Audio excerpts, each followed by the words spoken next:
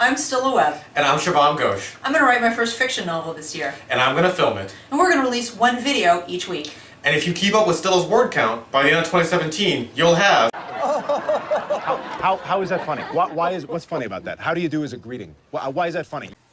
Alright campers, let's talk about one of the hardest parts of your book to get right. Comedy. If you imagine an entire novel without any comedy in it, that'd be a boring, dull thing.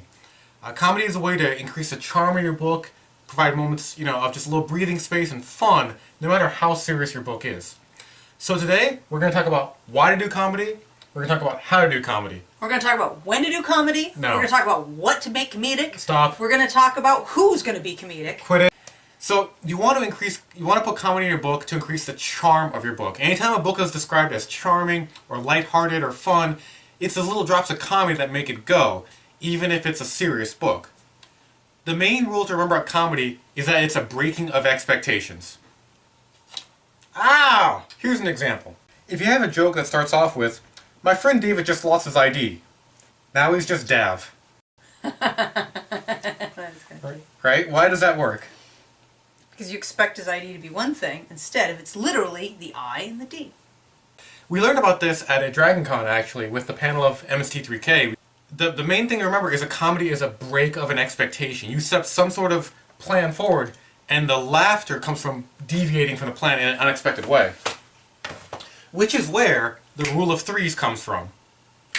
If you think of comedy as a graph, like all good comedians do, when you have one point, there's no real direction. It's just a point, right? But when you add the second point, that's where you can figure out what direction you're heading, and you can set some expectations. But then, the third point, deviates from those expectations. So that's how you get comedy. 1, 2, 3.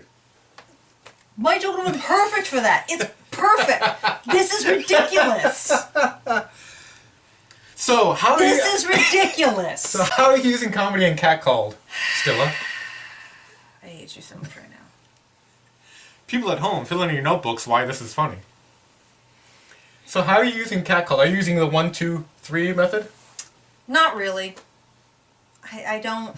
This is his thing. He does the deeper jokes. My humor in mine really comes from wry observations and little one-line jokes. For example. For example,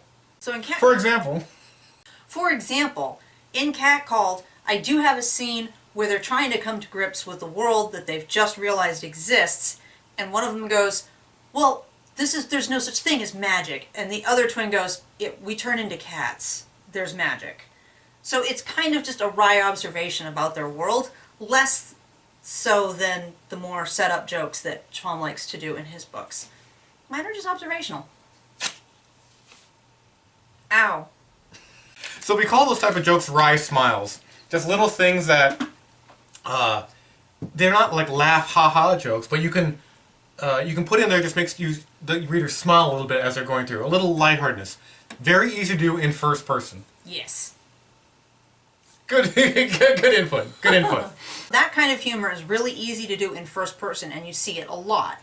But in third person, it's a little trickier, because the narrator isn't speaking directly to the readers. So that's kind of the easiest way to slip in some comedy, is what we call with these wry smiles. Just little observations, little snarky things. They really help build up the character of your main character, right? They make the main character more lovable, more charming, if they're witty and intelligent. Very like a Harry Dresden type of thing. Yeah, this is very much a Harry Dresden kind of way of looking at it. Yeah. The other way is to go a little bit more slapstick with it, which is what I do a lot of times in Affinity Squad. We call the set piece. And if you haven't read his first book, you really need to, because it is very comedic and very fun the whole way through. Don't just say stuff like that. I'm totally saying stuff like that because it's totes true. Okay, so for example, for a set piece, I'm writing Affinity Squad 3, and they're an intergalactic peacekeeping force, right? And they're going around, they're making first contact like, you would in Star Trek and stuff. Like you do. Yeah. And they go down to this alien planet for the first time. It's a sub-zero alien planet. There's like snow and ice, it's a huge frozen planet. And there's a bunch of snakes on the planet. There's intelligent snakes. And the team is trying to convince the snakes that, okay, this is first contact, this is real, we're aliens. And they lay out all their facts and whatever, join our intergalactic federation. And the snakes are like, you guys aren't aliens. Ain't no such thing as aliens. Yeah. And they're like, no, really, well, look, we've got different biochemistry, we've got different language. And the snake's like, you're speaking our language. And like, no, we've got universal translators. And they can't convince the snakes that they're aliens. Because they're wearing spacesuits, and it's very, it's a blizzard, you can't really see well. But this is an example of, it's more than a wry smile. It's a whole chapter, it's a set piece. This is the whole joke of the chapter, is that the aliens won't believe that we're aliens making first contact. It's a fun one. As you can tell from my laughing, I've read that scene and it's very funny. Yeah. But It's just so good. and see, that's, again, the wry smile is like a, when you're reading. This is the set piece. You invest the time in the setup, in the building of expectations. And then that's where you get the belly laughs, the laugh out loud stuff. And the best part is a lot of the expectations are set by just the genre of science fiction itself. You don't have to go through and explain how you do first contact with everything else. We've seen that a million times. So you can just build on the expectation of, oh, you're making first contact, this is going to be a first contact. No, they don't believe it. Yeah. You leave. Yeah. Problem solved. Yeah, I mean, the importance of the thing is set up by the genre. Like, why is it so important? So again, that's to set up the expectation. Like, oh, this is going to be first contact. But the aliens just are not having it. So funny. Yeah, right? And so that's where you get, like, the belly laugh. So we're going to link to something in the description. Louis C.K. does it really well. We can't compete with Louis C.K. He talks about, it's a video about why is Louis C.K. funny. And one of the points is, when he makes a joke, he lingers in it. He goes back and forth. He gets the little punchline, but then he makes it more absurd and goes back and forth and lingers in it. Yeah. That really breaks it down and shows you him lingering and going over the punchline a couple of times to really let you just squeeze all the goodness out of that particular joke. Each time you go back and forth over it, you make it more absurd. Like, you're finding the crazier and crazier thing. And that's what happens in my alien set piece. Like, every time they try to convince the aliens that they're aliens, it gets sillier and sillier. Like, they're bringing out more the stuff. The aliens' justifications for how that's not true just get ridiculous. Here, we're aliens. The snake's like, no, you're just some sort of satellite image or something. I mean, they just go right off the deep end. It's a flip of, like, the people on the ground are like, oh, you're just swamp gas. You're just, And they're debunking themselves. It's hilarious. Yeah, but that's what, if you want to, get, like, the belly laugh, like, the really hard laugh, you got to set it up a long time. So, two types of humor, use them both. I do a lot of this kind of first-person snarky narration. Yeah, I do too. But if you set up the time to do a set piece, you get the really big laughs. Another way to break expectations that I like to do, that's kind of a blend of the two, is to just push something a little further. Take a cliche or a saying that you hear all the time, like beating a dead horse, and then just push it a little further. Like, I remember specifically one time saying, beating a dead horse into its constituent atoms. Like, just pushing it, going mostly in that direction, but a little bit to the side, just to give it an interesting twist. And I like to do that a lot too. Yeah, yeah, it's kind of halfway through, but again, you have to be aware of the expectation, and then you know how to break it. So this brings us to an important point that you have to be aware of. Timing. We call it the spectrum of... We call it the spectrum of absurdism. Right, you're on that end of the spectrum. The reason this is important is because, like we talked about in our sex and violence episode, your book is ranked by the highest point on the spectrum. So if you have like a bloodless, PG book, then all of a sudden there's a brutal decapitation halfway through, that's setting the film rating for your book, essentially. So comedy is kind of the same way, and I struggle with this a lot. Comedy breaks expectations, right? We talked about that. Every bit of comedy in your book is also breaking the idea of a book. It's breaking the firmament of the suspension of disbelief. So on this spectrum of absurdism, tired of looking down here. Okay. If you've read Harry Dresden novels, so we'll put Dresden over here. What? Well, I mean, it's got humor in it, so that's why it goes on this. It's got humor in it, but it's very realistic. Yeah, right? it's very gritty. But on the other end of the spectrum, if you read any of the Piers Anthony Xanth novels, why don't you describe a Xanth novel for us, Stila? It's silly puns the whole way through. There are no real stakes for anything. Nobody really gets hurt, or if they die, nobody really cares. Yeah, so there's nothing realistic. The description at the very beginning of Xanth describes that this magical, mythical world, but you realize as you read the more paragraphs, he's actually describing Florida. Yeah. And so it's just Florida, like, cut off by a magical mist, and people have names like, Mr. Happy Tits, or Mr., No, that's not one of the names. Chameleon. Chameleon's a name. Well, but I'm saying people in Xanth, it's a level of absurdism that's not there in a Dresden book, where people have really stupid powers, there's a lot of puns, Yeah. a lot of the names are puns, a lot of the places in there are puns, and what they do is that humor is chipping away at the disbelief of the book, and you can't take anything seriously in a Xanth book. Yeah, there is no suspension of disbelief because there's nothing to suspend it. Yeah, and so things have less of an impact or heft, and when you're doing comedy, there's always going to be a gravitational pull toward that side to make things. There is for slapstick, and you'll see it in the first draft. So, Okay. think of an example. What do we have here? Yeah, I guess that makes sense because you don't really want to hurt your hero, but you have to make things have stakes. Well, but things So have you meaning. always Yeah. are kind of over here, and you always have to keep pushing towards something with more meaning to it. No, but I'm saying, like, when you're tired, when you're writing when you're tired, and you're looking for a joke, you're going to start putting in meta jokes, and you're start putting in jokes about how long the chapter. You're going to start. There's a gravitational pull if you're forcing humor toward that Xanth direction. Okay. So think of it also as the Harry Potter to Monty Python direction. Yeah, Harry Potter's a very interesting one because there's a lot of silliness and absurdity to it, but at the same time, it's consistent with the rules of that world and never breaks the suspension upon which that world hangs with the silliness. There's always an underlying darkness to it. It's surprisingly dark for a kid's novel. But compare that to Monty Python, where things are just absurd Oh on my their gosh. face, right? You have Big police. nasty teeth. Yeah, you have policemen coming in just to arrest the camera crew and end the movie. Like, that's how they end the movie. So you can do that, and that's fine. Monty Python made a career of it. But if you do that in the middle of your book, like you have like a big meta break or something like that, you can never come back. You Yeah. can't then at the end have a serious thing. The point is, I struggle with this a lot as a military sci-fi writer, because I realized I thought people were reading my books for the action and the adventure, but I realized in my second book people are actually reading it for a joke delivery system.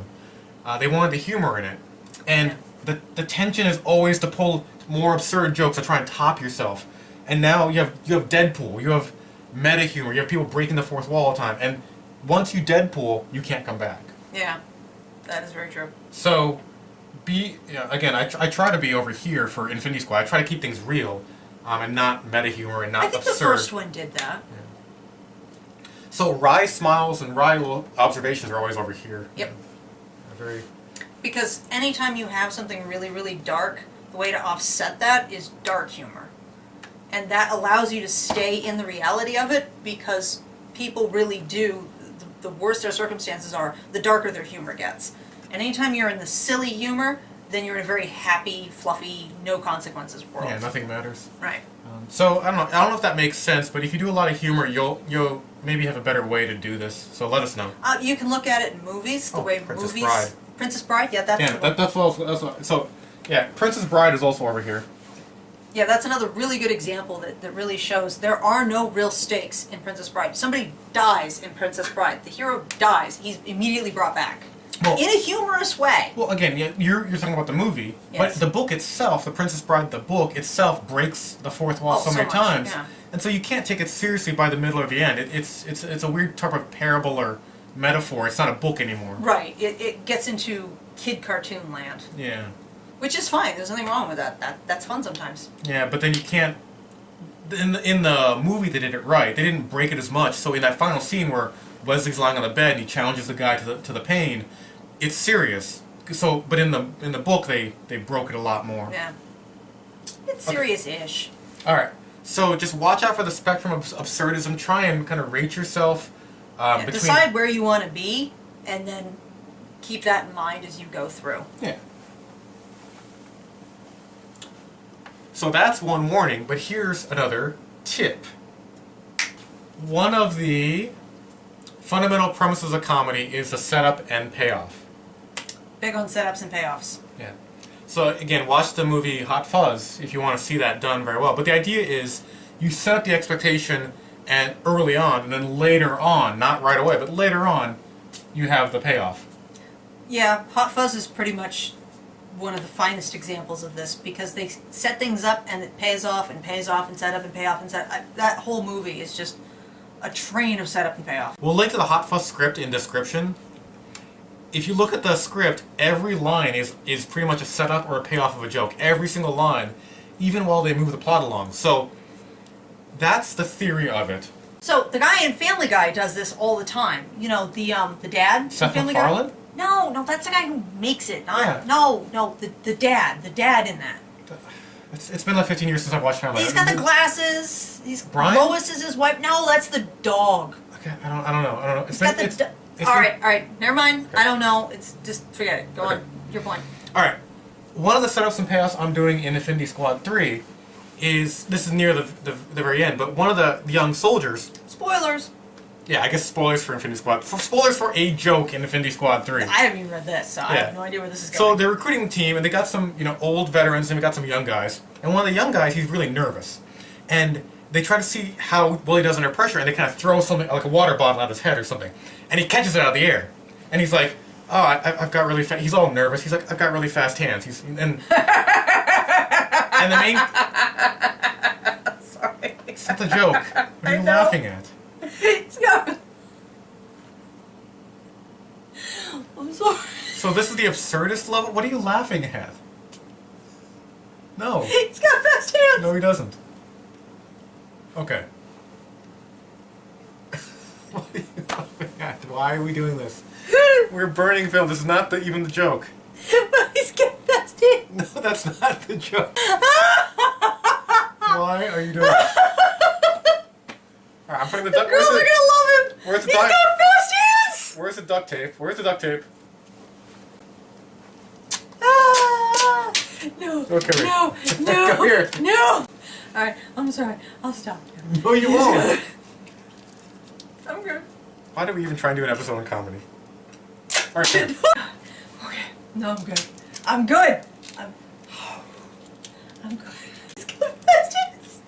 So when you wonder why this video is 35 minutes long, it's going to be 10 minutes of this. Okay, I'm alright. I'm okay. What are you even laughing I don't know, it's just funny.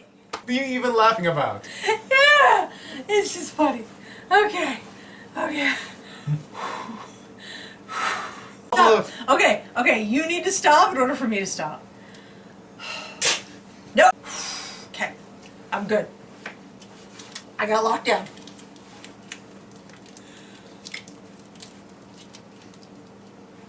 I'm good. I don't even want to talk about it now. Go ahead, fast hands. Alright, so your homework this week... No! Fast hands! Now I want to hear the joke! You messed it up by... No, I'm sorry. If you just have a laugh track through the middle 30 minutes of your movie... Okay, no, it's okay. This Go is ahead. breaking I'm sorry, go ahead. absurdism of the video. Stop. I'm totally cool. You're not cool. Cool as a cucumber. See? Toad's cool. You're gonna have fun. How are you gonna edit this video? Very carefully.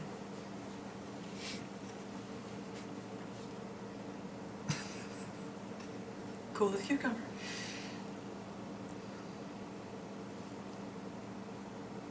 So your homework this week... No! Talk about the fast hands! You can't leave me hanging! Fast hand guy wouldn't. I don't want to do it now. Yes, you do. No, it's Yes, all... you do. It's too built up now. I can't help it if it was inadvertently hilarious. I'm sorry! It's too built up now. So in Infinity Squad 3, they're recruiting the team, and they've got some old veterans and they've got some young guys. The young guys are kind of nervous. What are you doing? They're recruiting the new team. And so one guy's really nervous, and to kind of test out how he does under pressure, they just chuck a water bottle at his head, and he catches it during the interview. And he's all sheepish about it. He's like, yeah, I've got really fast hands. And so the main character, she's like, you're on our team. So that's point one. Then in the fun and games section, something's happening, like he's trying to load his gun, he's too eager and he jams the clip in there and he doesn't jam it in the right way and it falls out. And before it goes to the ground, he catches it, in the air and jams it back in and then he keeps firing, right? So again, you're reinforcing the idea he has fast hands. So in a normal movie, how would that pay off? This is a movie about they're trying to stop a virus, right? So they've got a virus in the lab, and they've got all these You would beacons. catch the virus before it hit the ground at a crucial moment. Right. So in Infinity Squad 3, the evil guy's gonna be there. The evil guy's gonna knock the virus off, and they're gonna be like, Pressman, catch it, and he's gonna go for it, and he's gonna completely miss it. Right. And so again, it's you set up the expectation the whole way, and you break it. And I call this kind of the double switchback. You're using the humor of the expectation against itself, and so the point is that you pay it off in an unexpected way. If you pay it off in a completely expected way, it's not as good. It doesn't work. So the thing I like to do is that double switchback, where you invert the humor potential for even more potential. One of my favorite double switchbacks we did was in our B story episode, right? Where we cut us talking about the review of Ghost in the Shell in with why a B story is important, right? We cut those two videos back and forth. Yes. And we did costume changes so you could tell when you're in one video and another. You're wearing, one thing that was red and one thing that was black and the other, something like that. And we're cutting back and forth, and that was the way to tell when you're in one video. So and I wore a green sweater like I always do in every video. I just wore a different green sweater in the other video. He's got 2. Yeah, I've got 3. Oh. Yeah, you do. So I just wore a different green sweater in that other video. So again, the expectation is you switch your clothes so you can tell what's going on in the video. But double switchback is I just wore another type of green sweater. So you have to be aware of the original joke and then see the subversion to get the second level joke. And it's something that, again, it's an advanced technique, but, I like it. It's what makes me laugh when I'm writing the book. These double switchbacks. The simple wry smiles are okay. The set pieces... The wry smiles are very easy to do in the moment as you're writing, just a little simple observation. What he's talking about requires real setup. You have to actually think about, oh, this is a good payoff. This could be really funny. I need to go back 3 chapters and set it up. Well, yeah, but also, my point is that wry smiles are funny. They're kind of, Yeah. The set pieces are really to make my readers laugh, right? So when my writing groups laugh, that's when I say the set pieces. The double switchbacks are to make me laugh, right? It's me realizing that there should be a joke here and me inverting the whole joke. So We do a lot of that in these videos. do we? Yeah, we do a lot of little things that we think are funny. Are you That I doing don't this think without anybody me? else is. No, you do it. The green sweater thing, we set that up at the beginning. Did I? We set, like the second episode, you're like, I'm just going to wear the same thing every single time because I think it's like an Anchorman joke or something. So I wear a different outfit every single one of these videos. I've got a list that I write down to make sure I don't double up on him, and he literally wears the same green sweater every time. Yeah. Except for that last video with B Story where he switched to green sweaters. Yeah. That's purely our joke. That's for us. Yeah. To Well, make us entertained. But again, now that it's just for us. So the double switchbacks are really for the author as you're writing it, and you're going Keep through. yourself entertained, Yeah. The other thing to keep in mind is if you have setups, you need to pay them off. Don't have a bunch of setups and then never pay that off. That's extremely frustrating to the reader. Yeah, unless you're doing it on purpose, like the fast hands thing. Like I'm purposely Well, that's setting it up and paying. You're paying it off. I'm purposely inverting the expectation to make the joke. But yeah. That counts as a payoff. I'm talking about it's mentioned a couple times and then disappears. Yeah. Never mentioned again because it was a thread that the author put in there. I just forgot. And then just forgot it was there. One thing that might help actually is if you get a small whiteboard at the beginning of your book and just split it in half and just write on the one side setups and then write on the other side payoffs. And as you're writing, as you're on the upswing, as you're writing and adding words, don't stop to think of the payoff. Just write the setup. Okay, oh, this guy has fast hands. Yeah. Oh, this door always creaks. And then when you're on a downswing, when you're paying everything off in the climax like you should, just look at that board and go, oh, I gotta pay this off, I gotta pay this off, I gotta pay this off. So I actually have a board upstairs that says jokes, and you kind of connect them.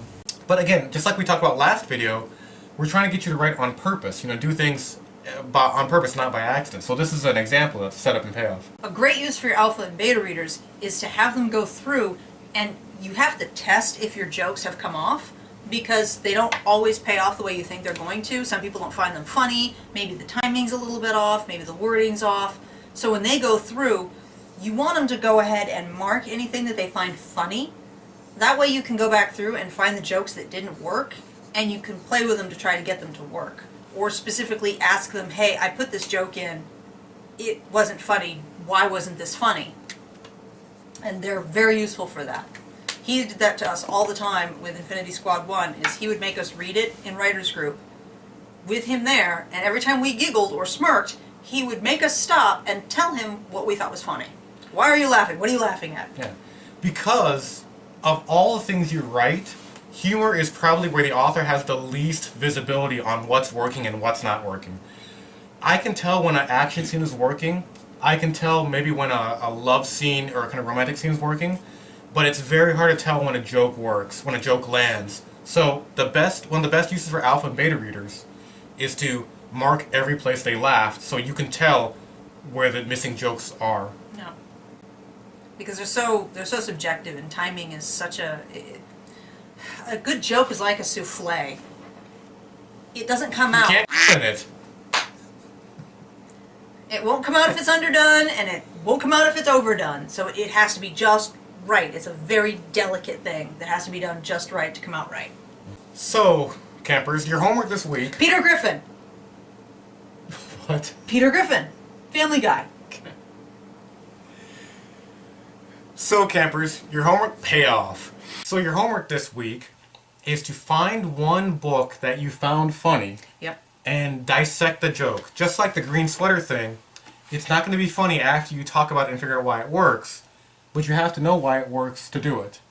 So...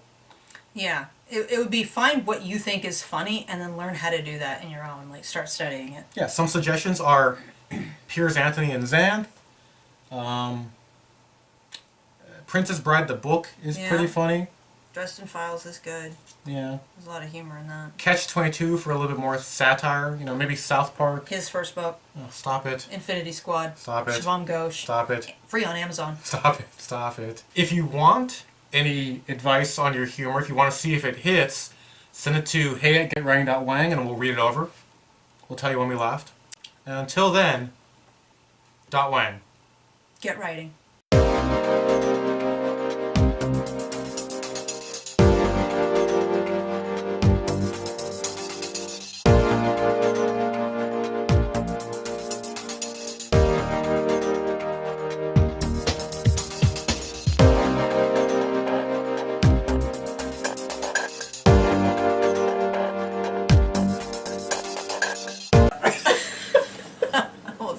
Why did you throw Thunk Crunch off? Alright. Come here. No! Come here. No, that's Come not here. No! Come here. No! Come here. No!